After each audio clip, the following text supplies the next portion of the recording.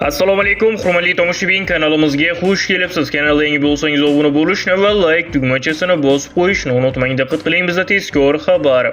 Gvardiola O'rayilni afzal ko'rgan o'yinda City g'alaba qozondi va shu haqda batafsil. Kecha 12 aprel kuni Olimpiada Ligasining 32-turidan o'rin olgan bahsda Manchester City o'z uyida Crystal Palace'ni qabul qildi va 5-2 hisobida g'alaba qozondi. Ushbu o'yinda shaharliklar safida o'zbekistonlik himoyachi Abduqodir Husanov zaxira o'rindig'ida qoldirildi. Uchrashuvning 8-daqiqasida mehmonlar Vingeri Eze hisobni ochdi. 21-daqiqada Richard hisobni 2 ga oshirdi.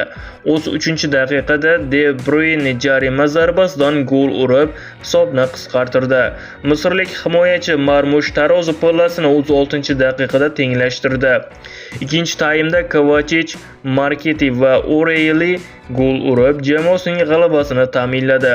Qayd etish kerak, Husanov ketma-ket 2 ta o'yinda zaxira o'rindig'ida qoldirildi va shu tariqa ushbu g'alabadan keyin Manchester City ochkolarini 55 taga yetkazib olgan holda turnir jadvalida 4-o'ringa ko'tarilib oldi.